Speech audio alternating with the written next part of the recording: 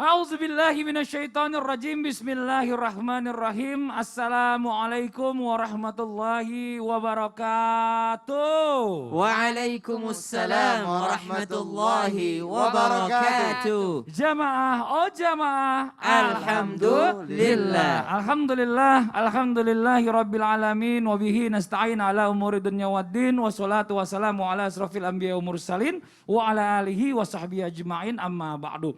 Jamaah Islam Tinda yang dirahmati Allah ya. Buat semua teman-teman juga yang lagi nonton nih, kita nih harus percaya bicara masalah tentang hal-hal gaib.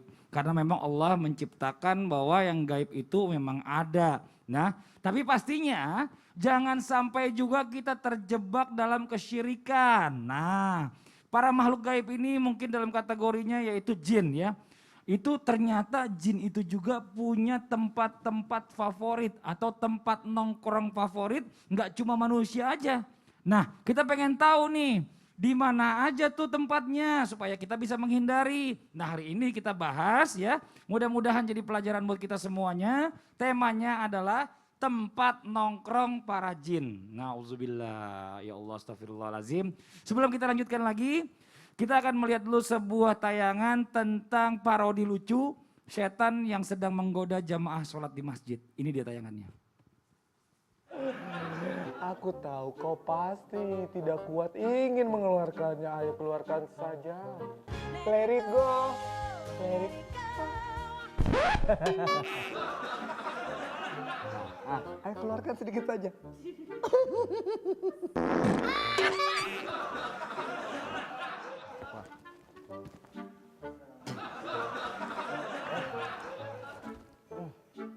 Lu bau banget bro, sumpah bro. Malu kan? Dasar manusia, gampang sekali untuk digoda.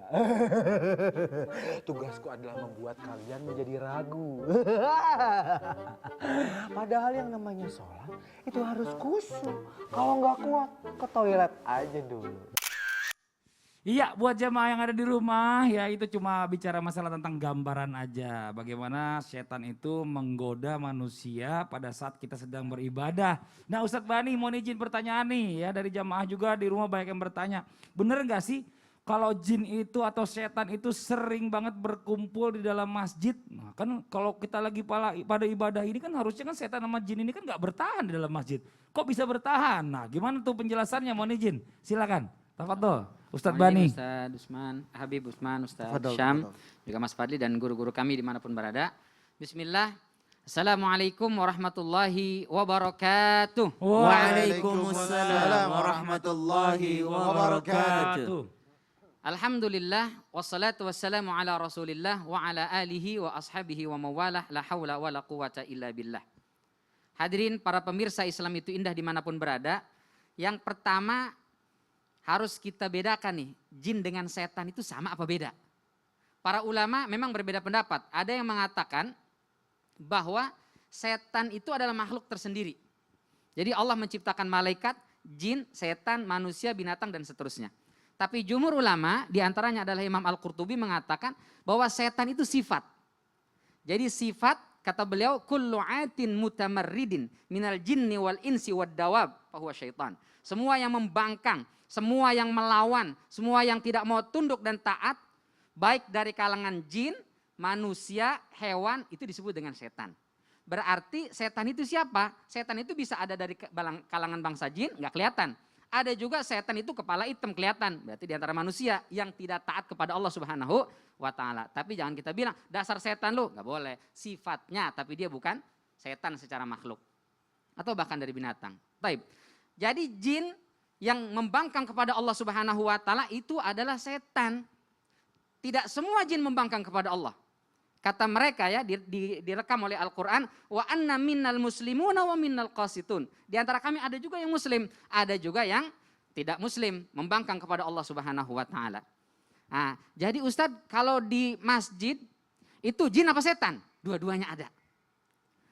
Ada jin yang muslim yang ingin beribadah kepada Allah Subhanahu wa Ta'ala, dan ada yang berfungsi sebagai setan yang mau mengganggu manusia. Nah, kalau jin pernah datang ke Rasul Sallallahu Alaihi Wasallam minta izin, ya Rasul boleh nggak saya ikut sholat di masjid? Nah, bingung gimana nih? Maka Allah langsung menurunkan, Wa annal masajida lillah. Masjid itu milik Allah. Yang penting silakan ibadah, yang penting fala tad'u ma'allahi ilahan akhar. Yang penting jangan menyembah selain Allah Subhanahu wa taala. Berarti ada jin muslim yang ikut salat, ada. Tapi ada juga jin yang membangkang, yaitu setan yang hadir di masjid mengganggu orang yang salat. Seperti ilustrasi dalam video yang kita saksikan tadi. Di antara setan itu yang bernama khanzab atau khinzib, kata Rasulullah SAW. Apa fungsi dan tugasnya? Mengganggu orang salat. Kok dia nggak kabur Ustadz ketika kita sholat? Karena memang dia ditugaskan khusus mengganggu orang sholat. Jadi udah kebal tuh Mas Fadli. Nggak takut dia. Nah yang masalah setannya tidak kabur, kitanya yang kabur. Itu yang bermasalah. Kok nggak pernah nongol ke masjid? Jangan-jangan setannya pindah ke dia tuh. Nauzubillah min dzalik. Jadi kita tetap di masjid, kita tetap beribadah dan memohon bantuan kepada Allah Subhanahu wa taala. Fa idza ahsastahu, kata Rasul, kalau kau merasa diganggu oleh syaitan, khanzab tadi ketika sholat, maka bacalah a'udzubillahi minasyaitonirrajim, kemudian meludah 3 kali ke kiri. Dan ini lagi-lagi kita ingatkan berlaku kalau dia sholat sendiri atau sebagai imam. Tapi kalau lagi sholat berjamaah, diganggu khanzab nih kayaknya nih. A'udzubillahi minasyaitonirrajim. Tuh. Yang ribut di samping kita, na'udzubillah min dzalik. Wallahu a'lam bishawab. Mudah-mudahan Allah selamatkan kita insyaallah. Masya Allah, jangan gitu ludahnya cuma isyarat doang, bukannya sampai dikumpulin diludahin sebelahnya. Yang sebelahnya marah katanya, nih setan habis ngeludah ke gue katanya nih. Astagfirullahaladzim. Nah sekarang buat jamaah yang ada di rumah, tadi ada penjelasan dari guru kita, mudah-mudahan kita sama-sama paham ya. Dan kita akan lanjutkan lagi nih ya. Masih ada video lagi tentang parodi lucu setan menggoda dalam rumah. Nah tadi di masjid, sekarang dalam rumah. Ini dia tayangannya nih. Oh lagi nonton apa nih? Nonton berita, dalamnya politik semua. Nonton sinetron, fitnah-fitnahan, hina-hinaan. Apaan udah nggak rame, kenapa sih ya? Ya udah, cari program yang anak zaman now banget dong.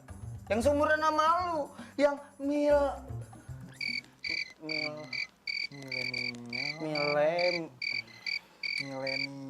Milenial itu. Ini milenial nih. Nah, ini. Wah, milenial, cakep, ceramah. Ceramah, ini bagus nih, ceramah. Ceramah di mana milenialnya sih? Benar kata Pak Ustadz.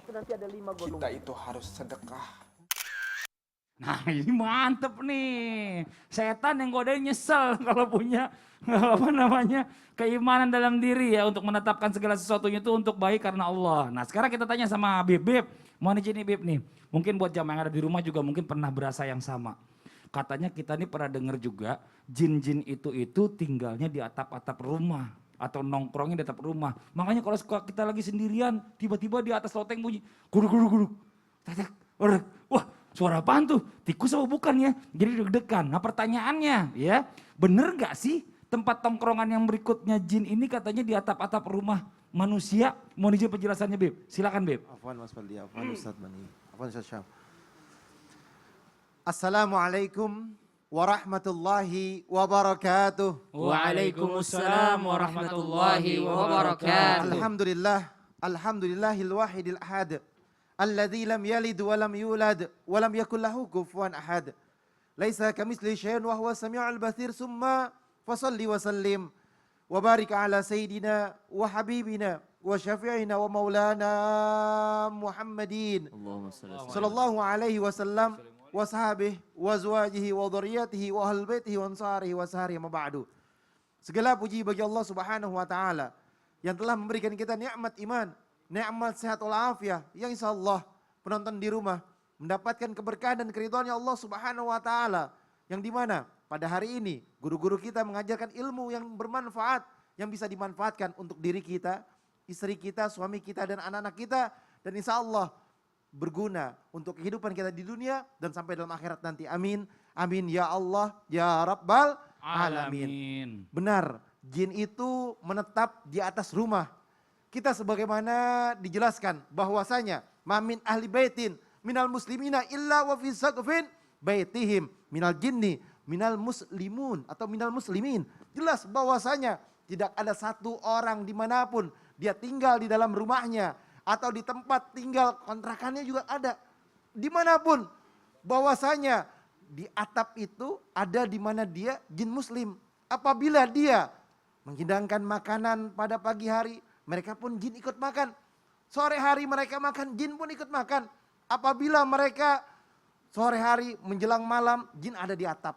Jin juga ngikut dalam setiap pergaulan yang terjadi dalam rumah tersebut. Dan ketika orang tersebut makan malam, jin juga ikut makan malam. Hanya saja Allah Subhanahu wa taala menjaga dan menghalangi orang-orang muslim daripada gangguan jin tersebut. Yang dimana oleh karena itu kita harus paham bahwasanya ada jin di dalam atas kita ini. Dan jin itu mengerti, memahami apa kejadian yang ada dalam rumahnya tadi. Sama seperti nonton yang tadi itu, Viti tadi. Iya.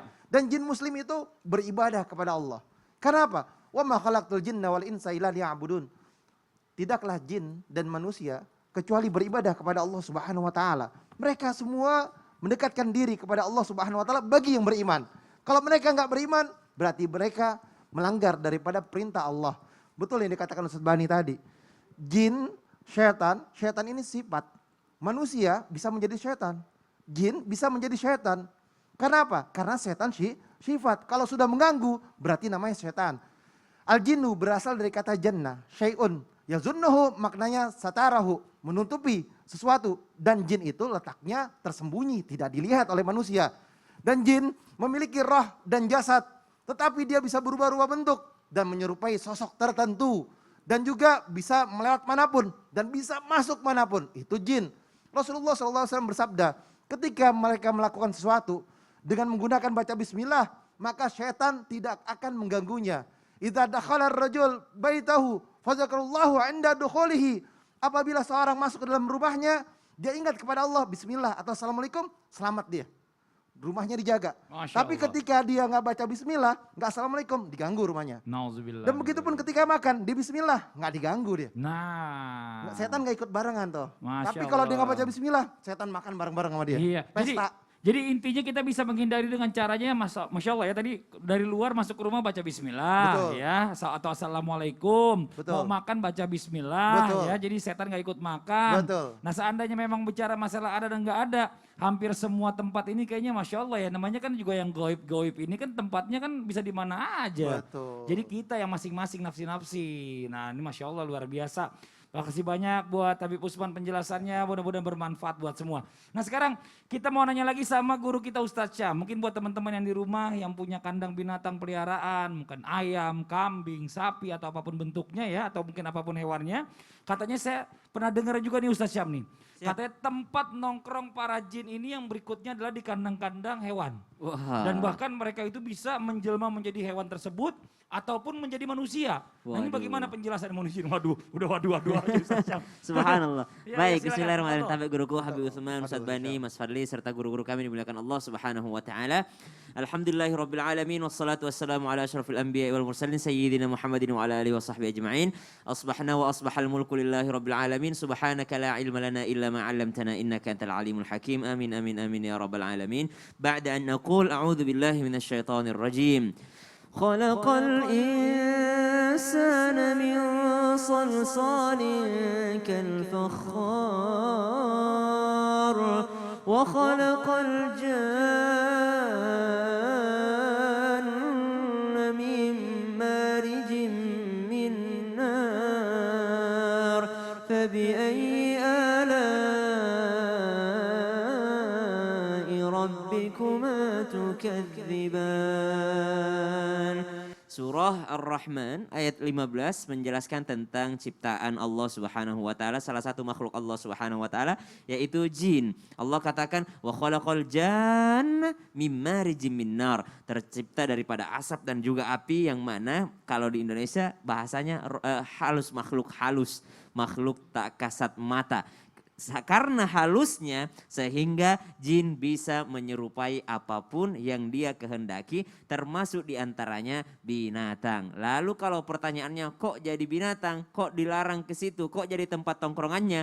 Karena sesuai dengan hadis baginda Nabi SAW. Dalam sebuah riwayat Rasulullah SAW mengingatkan, janganlah kalian sholat di kandang-kandang unta karena di sana terdapat syaitan. Sholatlah di kandang domba karena dia itu membawa barokah. Hadis riwayat Muslim. muslim. Kemudian subhanallah, mungkin ada yang bertanya-tanya di episode-episode sebelumnya Islam itu indah pernah dijelaskan apa perbedaan daripada kandang onta tersebut dan juga kandang kambing atau kandang domba. Mungkin pada saat itu Rasulullah salat di situ karena memang terdapat lebih bersih pada saat itu. Tapi semua ulama sepakat bahwa yang namanya kotoran binatang itu, ya kesepakatan jumhur ulama mengatakan bahwa itu adalah najis, maka kita tidak sholat di sana. Namun subhanallah ini membuktikan bahwa di sana juga ada syaitan. Kemudian di riwayat yang lain Rasulullah SAW bersabda, Allah menciptakan jin itu 3 macam. Ada yang berupa ular, subhanallah. Kemudian ada yang berupa kalajengking. Dan juga ada yang bermukim, ada juga yang berpindah-pindah. Dan ada juga yang berbentuk angin di udara, serta ada juga jenis yang akan dimintai pertanggungjawabannya dan nanti disiksa. Hadis riwayat Abi Dunia. Kemudian subhanallah, jikalau ketika kita melihat binatang, ada binatang yang boleh kita bunuh. Ya seperti misalnya tiba-tiba ada ular yang berbahaya. Itu boleh kita bunuh walaupun kita dalam keadaan sholat. Ada juga kalajengking berbahaya. Maka itu juga boleh kita bunuh jikalau kita dalam keadaan sholat. Meskipun kita dalam keadaan sholat. Karena bisa jadi itu adalah jin yang menjelma. Namun tanpa mengurangi rasa hormat kami kepada guru-guru kami dan seluruh para pecinta binatang misalnya. Islam itu tidak menyiksa binatang. Jadi ada pula yang namanya dalam menyembelih hewan kurban pun itu ada adab-adabnya. Tidak boleh kita menggunakan pisau yang tumpul, kita tidak boleh menyiksanya. Tapi kalau membunuhnya dalam keadaan hal yang berbahaya, maka itu diperbolehkan dalam Islam. Kalau ditanyakan jin itu bisa menyerupai apa, maka jin bisa menyerupai apa saja. Termasuk diantaranya binatang, lebih mudah bagi mereka karena nggak dikenalin. Kemudian manusia, apakah bisa menyerupai manusia? Bisa menyerupai manusia. Kemudian bisa menyerupai yang lainnya? Bisa menyerupai yang lainnya. Tergantung imajinasi kita. Makanya kalau nyari jalangkung misalnya atau genderuwo di Amerika nggak dapet. Nggak dapet. Adanya vampir. Dracula. Adanya Dracula gitu. Iya. Kalau nyari di mana? Di China beda lagi. Iya. Nyari di Thailand beda lagi. Ya. Jadi masing-masing imajinasinya. Maka jin juga bisa menyerupai hal tersebut. Masya Allah, jazakallah khairan Sama-sama, kasiran, Mas makasih Fadli. banyak Ustaz Syam. Nah, ada satu lagi pertanyaan nih buat dari jamaah yang di rumah juga. Berbicara masalah tentang rumah yang kita tinggali lebih dari 40 hari. Nah katanya itu suka ditongkrongin sama jin. Jadi pas giliran kita mau masuk rumah yang udah lama kosong, biasanya kita harus syukuran dulu. Ya, supaya jin kafirnya dalam rumah itu tinggal pergi. Atau itu bagaimana tuh? Mohon izin penjelasannya guru kita Ustadz Bani. Waduh, rumah kosong nih Mas Rumah Fadli. kosong 40 hari katanya jin ngisi. Waduh, dompet aja kosong bahaya. Oh, kalau dompet Apalagi kosong. rumah kosong. Iya, Wah, iya, ini iya. dahsyat. Iya. Akan kita jelaskan setelah yang satu ini insya Allah. Iya, lebih bahaya lagi kalau dompet kosong sih emang Ustadz Bani. Ya udah, buat yang di rumah jangan kemana-mana, kita akan segera kembali lagi tetap di Islam itu indah. Jamaah, oh jamaah, alhamdulillah.